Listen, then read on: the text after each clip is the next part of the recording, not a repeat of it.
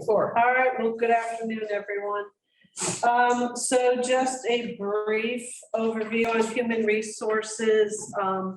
As you know, COVID kind of upended our lives and people that are working.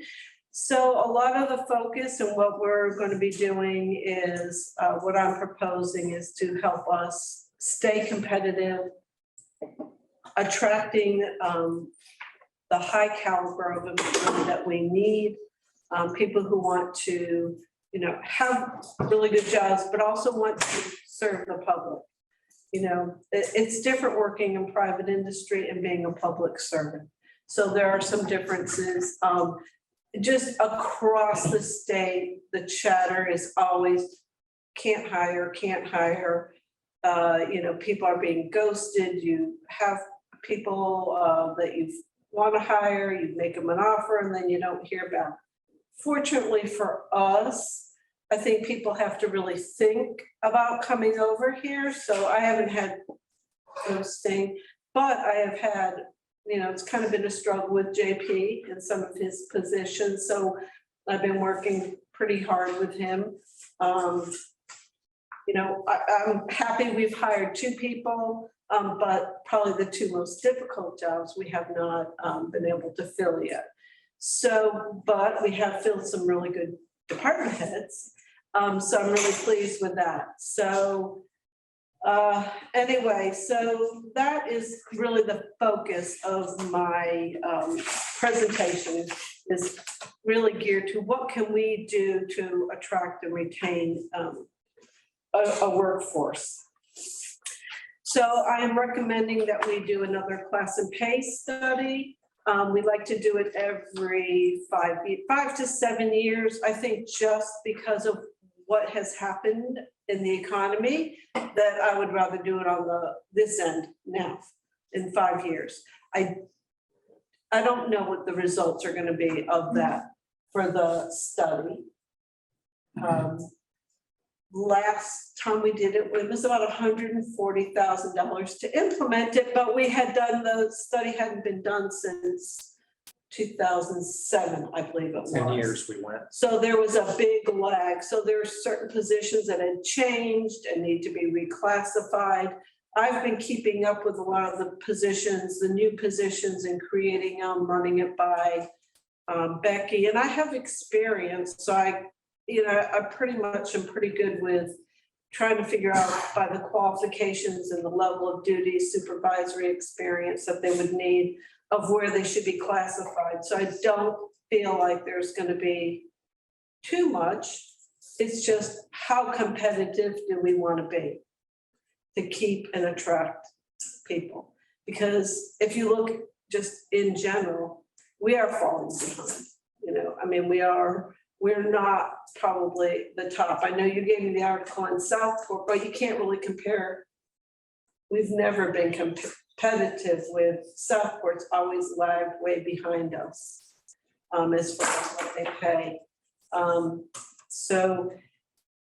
I've talked to Becky Veazey with the MAPS group, who they performed the last study for us. I would like to have them do it again. They're associated with the North Carolina League of Municipalities. She's got a lot of, it makes sense to go with someone who's familiar with the village, has interviewed a lot of the people before. I have a very good working relationship with her, so I can communicate really clearly to her what our needs are, what we want, where we're going, moving forward. So the cost of that study would be $13,000, give or take, what new positions we may have that they have to study and what the travel piece is, I don't know. So can I ask a question? So that also includes a benefit analysis, not just the salary analysis? Yeah, they do a benefits analysis. And I also look, so the North Carolina League of Municipalities were members of through our risk management and through our workman's comp. So every year I participate also in the salary survey and the benefits survey, and I get that data back. And I also evaluate it myself and look at it every year. But what she does is she will also, when she talks to us, how competitive do we want to be? Do we want to be the top? Do we want, last time we said we want to be 60%. We wanted to be in the top, but not right at the top because It's, yeah, it's a very important discussion, but it's a discussion based on compared to what? So is there a benchmark comparable group, similar towns along the coastline, or how's it? both. So we tell them where we want our benchmarks to be. We met as a management team and we picked certain, maybe they have similar functions that we wanted them to be included. Of course, locality, certain positions, certain positions like with that JP has to work with, some of those people, they're not going to travel. They're not going to travel for a $35,000, $37,000. They're not going to relocate.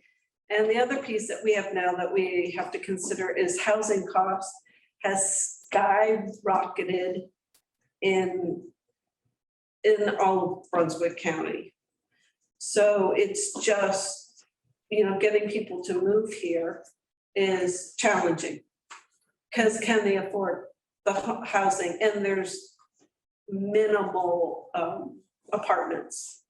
And I assume we have a disutility factor in there somewhere too, because you're taking the ferry every day. Right. A direct comparison could never work because it's just It doesn't different. work. Right. Doesn't work for some people just doesn't work for their home life. It impacts certain people depending on what they're dealing with. People that sometimes have young children or elder care. Yeah. You get on both ends, probably, depends on who's the caregiver or the primary caregiver of the family, or just you have other obligations. So it is very challenging, I would say. And some people just, they're afraid. I don't know, like I find it, but I've talked to people and they're like, no, I don't want to go across the water. I don't even know how to swim. I'm like, okay, you don't have to swim, but they're that here. Right. It's just it's real for some people, So yes, those things are all taken into consideration. We pretty much can drive it. And she has access. Because like when she does other studies, she'll call me up and ask me for what we're doing now. And, and we're really good about sharing information. And did the village pick the 60% mark, saying they want to be 60% above average, or are they saying 60% by the time you throw in the ferry ride puts us at 50% with mainland jobs? Well, at the time, it was not including the fare. I guess it was looking at the whole thing, not the benefits. Yes, I guess the ferry and parking is a benefit, but we don't really, we let employees know about it, but they certainly wouldn't work here if they had to spend another $4,000 on their travel. So. But I guess to add the 60th percentile. Was really the salaries. Yeah, but it was some recognition, I think, to the point that our employees do have to come across the road. Yeah, right. That's the point of my question, because otherwise 60% would really compare to 50% if you don't have to get a ferry. Therefore, you've missed your target hiring of what you're trying to do. Right, and to, I think your comment, Judy, about Southport's below us, there's probably a number that are, because one did go to the 60th percentile, but because you all counsel, and I think most of the island residents recognize that it is trying to attract and get people to make that trip every day, that's worth a little more. Sure. Yeah. So Chris, can you talk to us about how, so when does the clock start on their day? Does it start when they arrive on the island? Does it start when they show up in their building? Their ferry ride. For most, it starts when you board the ferry. Okay, For non-exempt hourly, it starts when you board the ferry. And then you work your day, and when you depart, you're not paid going back across. Got it. Because with a lunch, that equates to an 8-hour day. Say you're either on the 7 and you're leaving on the 3:30, or you're on the 8 and leaving on the 4:30 for the Got it. non-exempt. yes, we pay them for the ride over, but not for the ride back. Correct.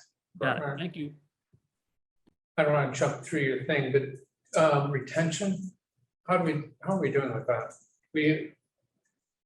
Are we losing employees on a regular basis, or pretty much? I don't have a retention rate, but I would say, I mean, really, we had the most turnover probably in our department heads, but they were, they went promotional opportunities. We've had Retirement. some retirements. We've had, we have an aging population. We've had the non-exempt, I would say, we have not had a lot of turnover. We had 2 recently. One I know was for, it didn't work coming over on the ferry. Right. So some of them, a lot of advancement would be for some of the turnover, I would say, because I think it takes a lot for them to make the commitment to work here, so they really want to work here. So once people are here, there has not been a lot of turnover. That's good. All right. Any other questions on the study? And I did speak with Becky, and she would be able to start it in the fall. Or So we would budget for this in the upcoming budget. coming year. Not the study, you're talking about any effect, the results of the study as well. No, starting Just this the is just study. a study. To start the study and then the results. It takes a When we get- couple months. Yeah, and when we get the results, we would come and Becky would come and make a presentation, and then whatever recommendations they may have, and we'll discuss them. Like with the last time, it was December 2018. We did the presentation, and council at the time agreed to go ahead and implement that right then and there. It just all depends on how it plays out. Some will phase it in. Okay.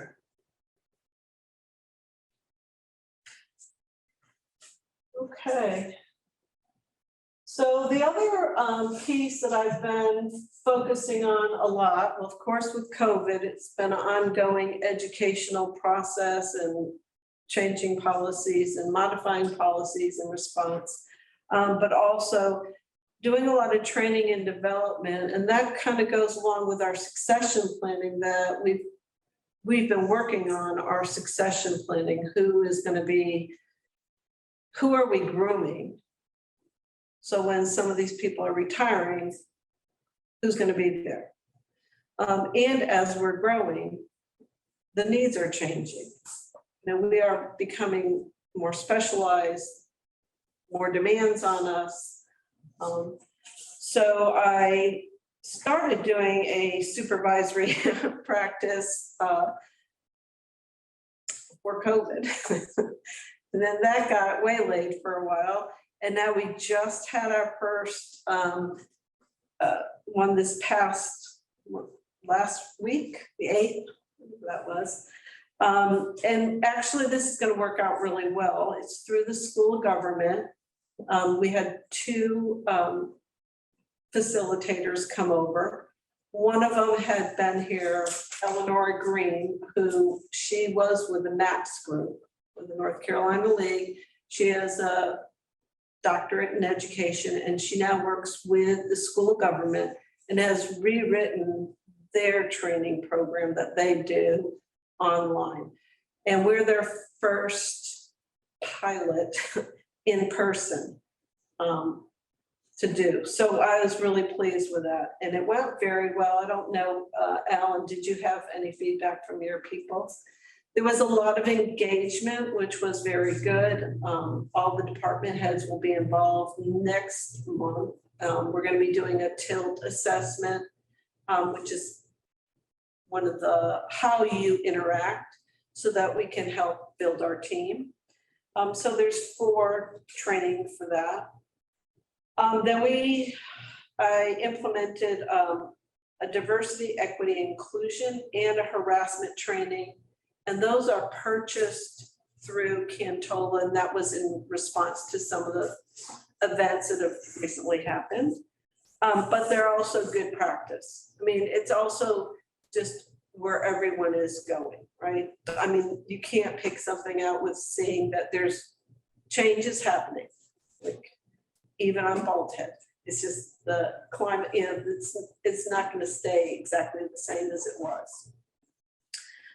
We have, I believe, 6, I gave everyone till the end of the month. We have like 70% gone through the DEI training, and then about 63% have finished the harassment. So I think that that's pretty good for at this point. And then I'm also going to be doing some ongoing. I'd like to bring some people in and do and lunch and learn or something. So that's not going to be all of our training, but that is the start part of it, where we're going to start. With COVID, like I said, that's been ongoing education, just responding to what's going on. 61% of our village employees have received at least 1 dose. Most, and it's probably less now that we have a few that only received 1 dose. Some of it was for their medical reasons. And we have quite a few that have been boosted. And I think we, as a management team, have been doing very well managing it as far as being responsive to keeping break rooms, making sure employees aren't eating. Employees have been wearing masks if they feel like, you know, they need to. So I think we've done very well. We have had probably 80. I mean, we've had quite 80% of our employees probably were impacted some way during COVID, whether it was a family member, whether they had a direct exposure, not necessarily they were positive or got it, but somehow were impacted by it. So that's quite a few. You know, I think that they're reflective of the community. Educational assistance. So currently we have 5 employees. 1 I'm still waiting on the paperwork from. But we have 5 employees who are taking advantage and participating in our educational assistance.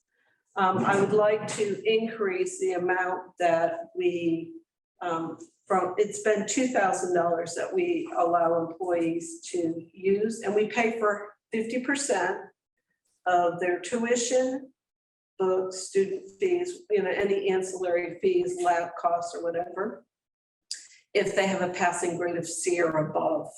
And I would like to increase that to 3,000. I have a few employees who actually go take summer courses, and just because of the way the fiscal year runs, sometimes they could be short a little bit. So I'd like, and it's never been increased. It's been $2,000 since I think 2009 when it was first implemented. So I'd like that increased to $3,000. Just on that point, there were periods where we didn't have anybody going to school. I think we've really picked up, especially with that when Alan came on board to really push public safety, etc. Because a lot of those folks it's all sort of about certifications, and a lot of them want to step up to that next level, maybe to be a director, but don't recognize the importance of that formal education. And so there's some that are seeing that and really taking advantage of this opportunity. So, yeah. And I want to do some more promotion. And I know that there's some employees who are taking classes on their own and they haven't reached out. So, and I'm not sure why, So I'm gonna try to reach out to them and let them know that this isn't just for, public safety employees. This is available to all employees. So what kind of program do they have to be in?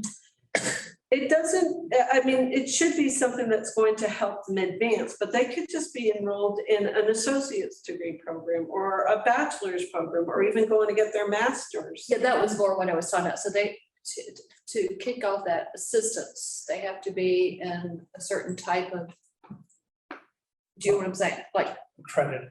Yeah, Accredited it has to be- something or right, whatever. It has to be an accredited college or university, Okay. or one of the community colleges, or a program, yes. Most of them are working on associate's degrees, okay, like in public safety with some focus in emergency management. Right. That will carry on to a bachelor. So the process is they have an application they fill out, they tell us where they're going. They put down all the courses that they're gonna be taking. The department head has to approve it. I look at it, Chris, so it goes through the whole approval process.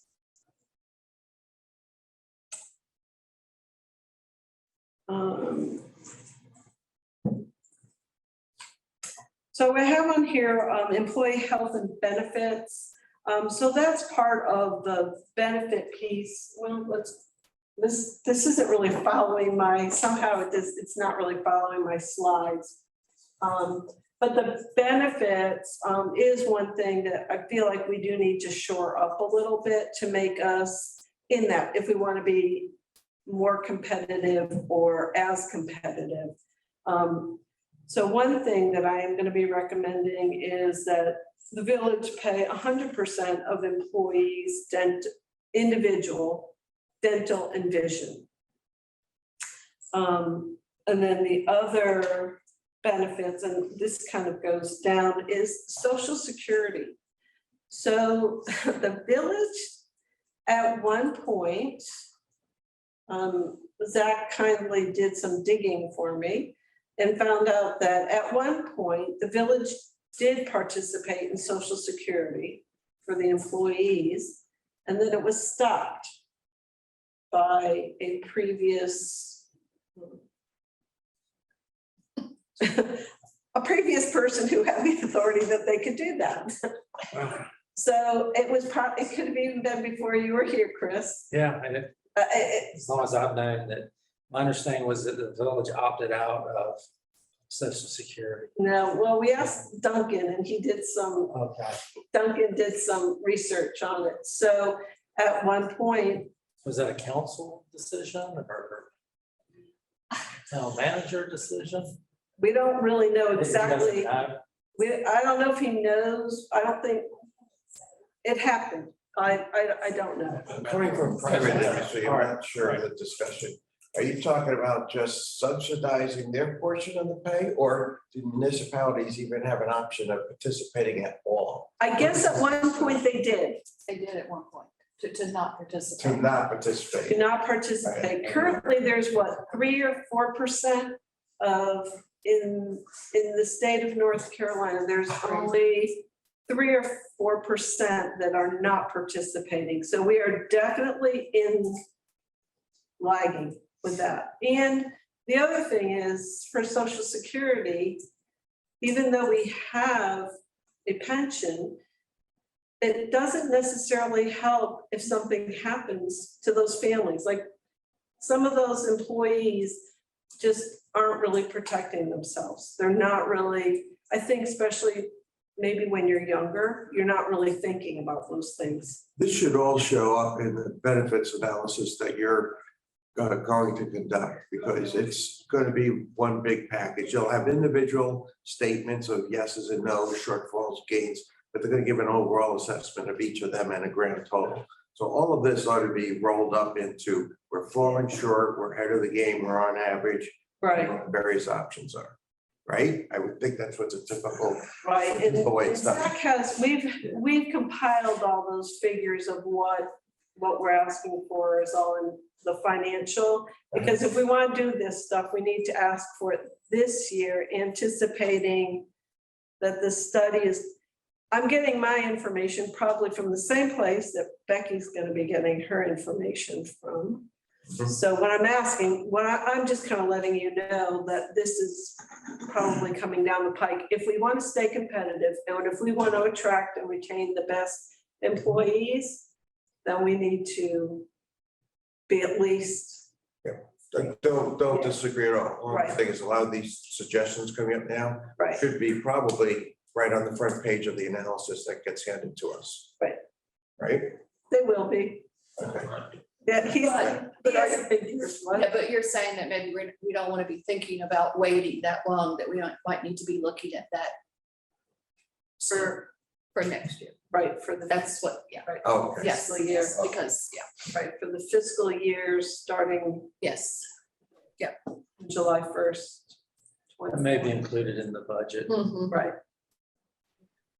So I don't know, this is purely a speculative comment, but perhaps one of the reasons among many that we're having trouble making hires is that when this applicant determines that the village doesn't contribute to Social Security, that may be a hindrance to employment. could be, or also someone staying. I mean, I wouldn't take the job. Yeah. But I guess I keep coming back to, I've seen dozens of these analyses that very good that you're doing it. And it will tie back the shortfalls where you're ahead, where you're short, but it will also should tie back to your voluntary turnover rate, your involuntary turnover rate, and try to draw the connections and the lines between all of those. And my HR studies that I've had and seen before have done all of that, which is just good information Right. to make a decision from. Yes, And I don't know if this particular group is going to do all that analysis. Maybe they will. I don't know. But you're gonna hire to do the study. I can do all the turnovers. Yeah, no, they only do they'll do the salary piece and the classification, making sure positions are classified correctly. They'll do a salary study, and then they do a overlook of what we offer as benefits and then what others are offering. And typically that's more local government. What are other local governments offering? I was gonna say it's different because we're government. And And that's, so you gotta have somebody that understands government. yeah, and that actually gave a very good point, because we would want to know how we're against other governments. But that's not our competition. Our competition is the total labor pool out there, because they could choose to work for private industry or for the government. And so somehow that should be taken into account as well. Right. Right. Well, and we can ask for some of that too. I thought we did, like with one position specifically, the USPS Right, or the IPC position. right. Where you compared it with private.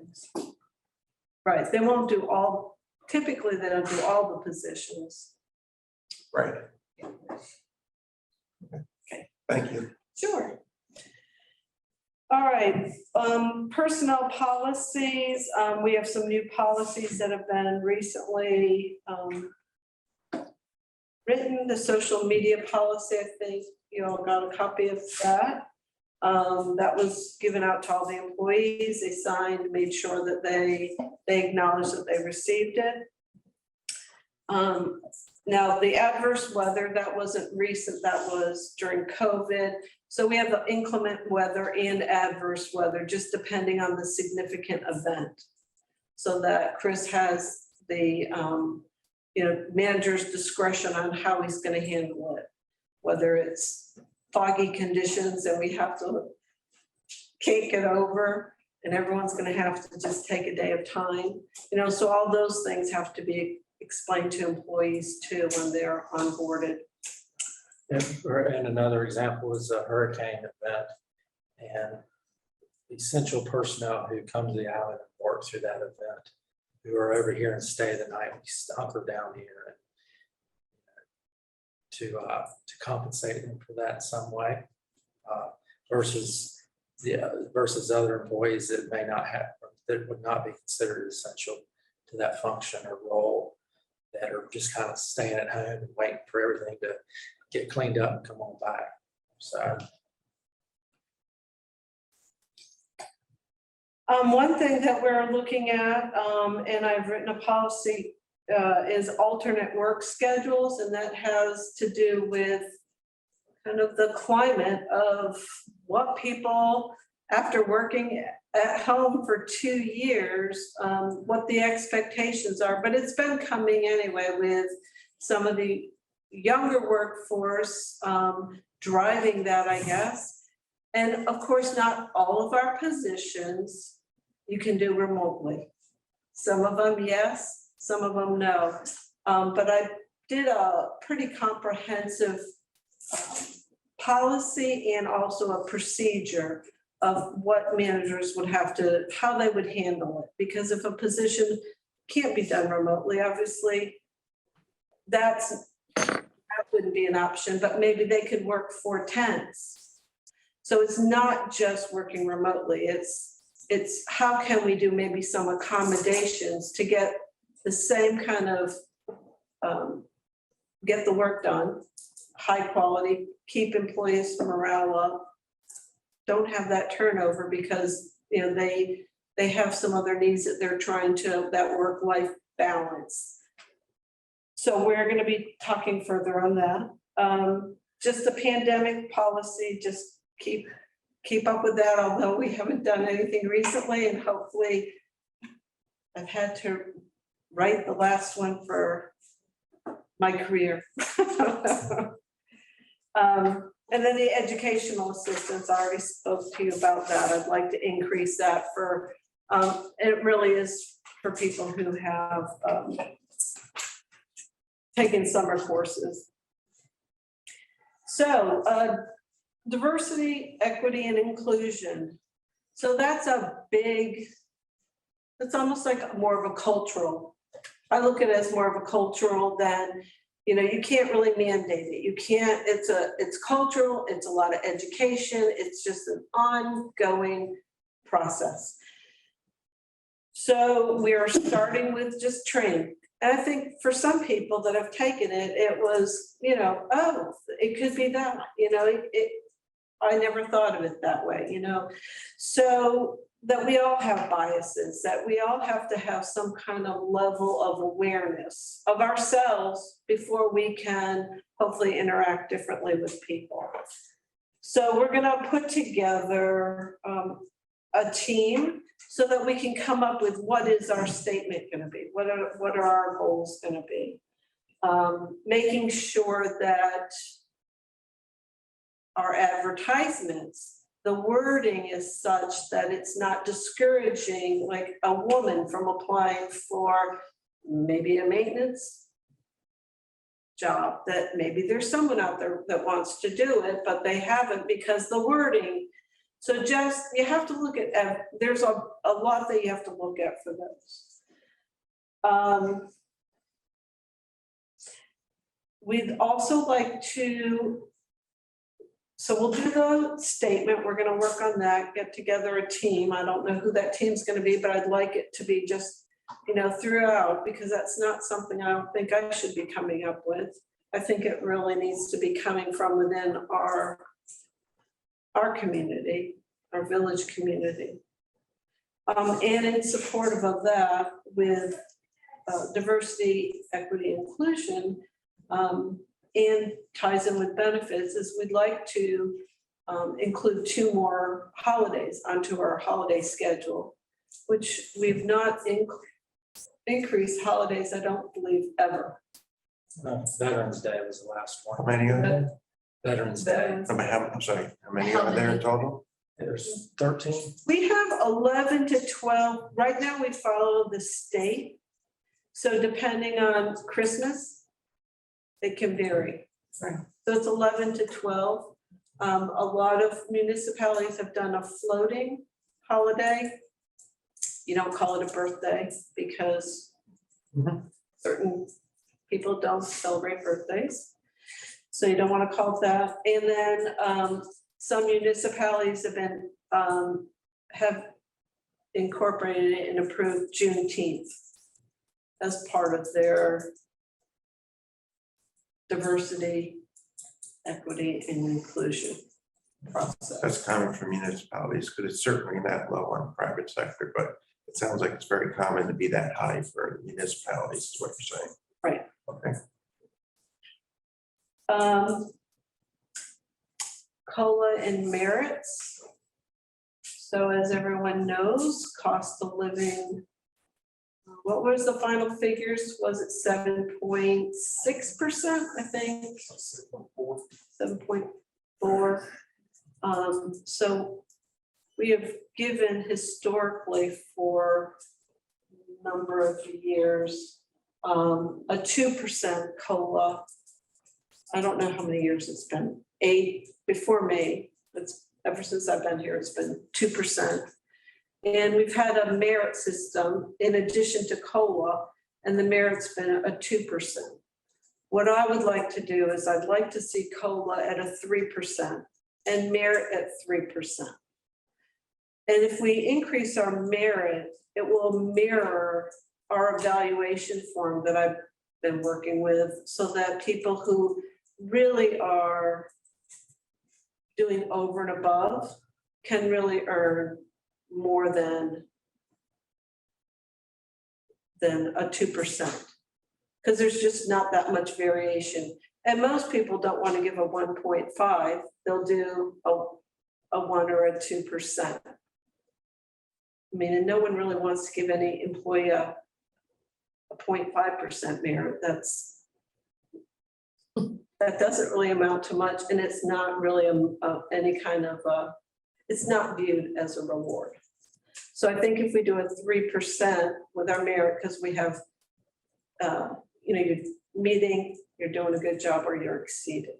So it kind of mirrors the way our performance appraisal tool is.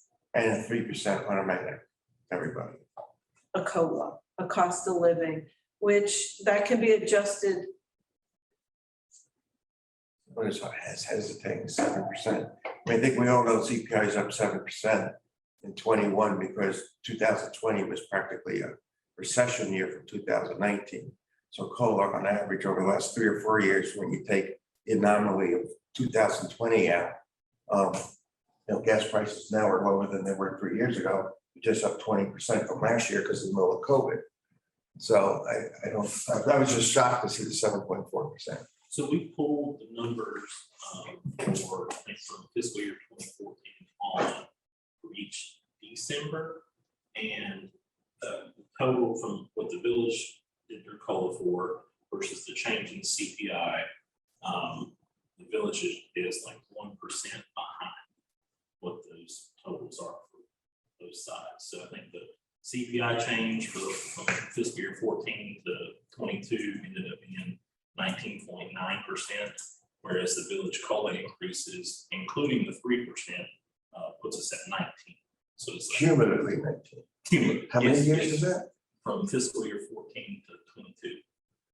So 19 divided by 6 or 7 years? It was. That's on back to the average, 3% that I'm talking about. That's why we're shocked at the 7. Well, that's just what that's one of the figures that we use when we were looking for how much our COLA should be, how in line is it? Before the recession in 07, we had a COLA of 2% and a maximum merit of 5%. And then it changed to what it stayed consistent to now. There But may I have been suppose a- everyone recognizes that the 7% is a 1-year anomaly because it's an increase off of a Great Recession type of rates. But if you go back multiple years, as long as everyone recognizes it's much, much lower than that, then that's okay. And when we do the calculations for the budget, for the salary lines, we'll show, what a 3%, 2%, 3%, what that'll equate to. So we know what the bottom net. So you all have this, we gotta let that budget formulation process unfold. Taking into consideration all of the wants and needs and desires. There may be some give and take. So, There's always give and take.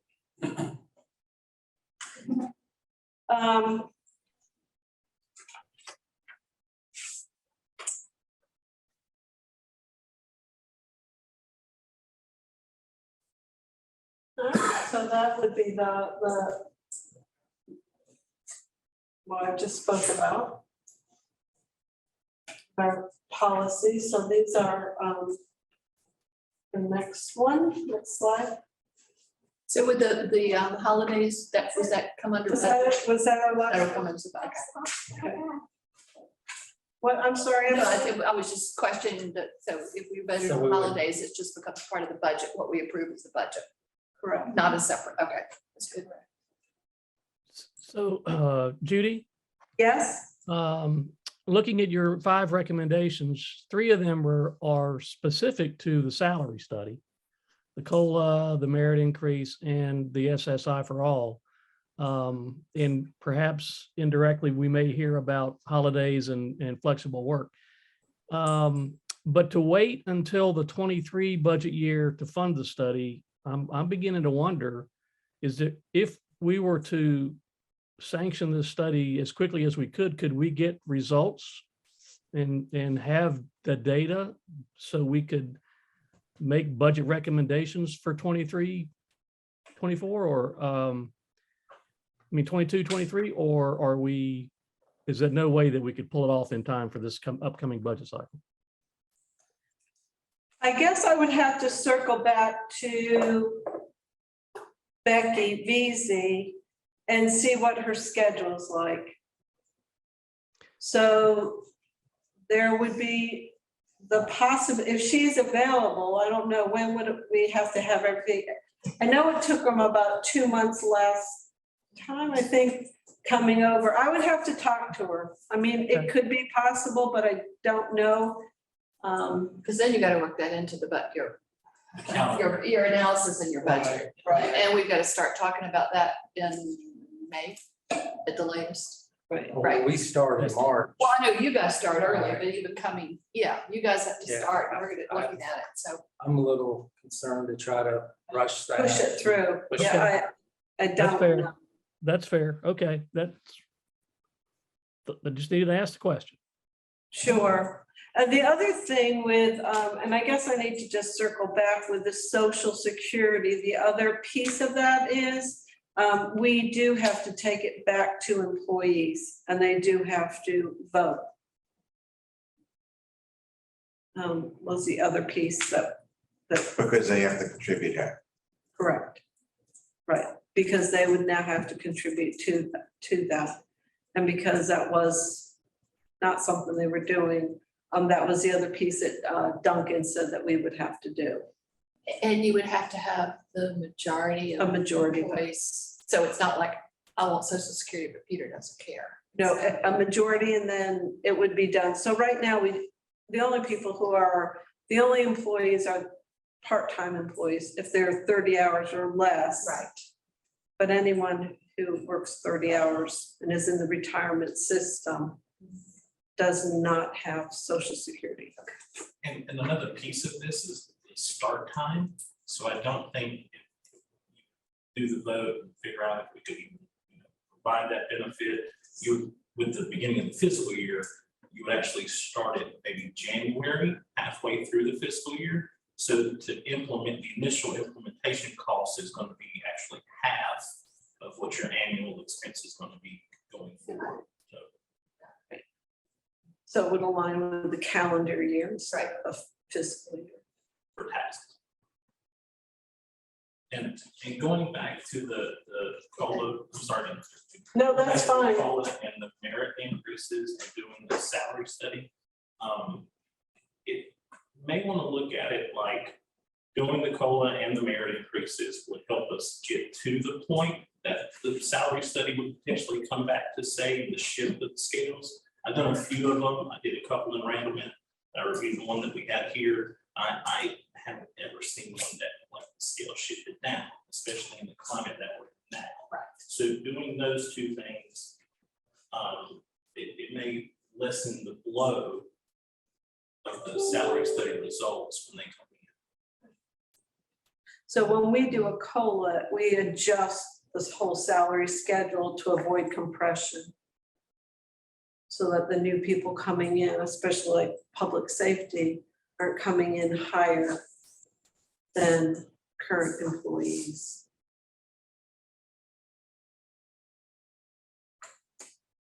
That's all I have. Any other questions?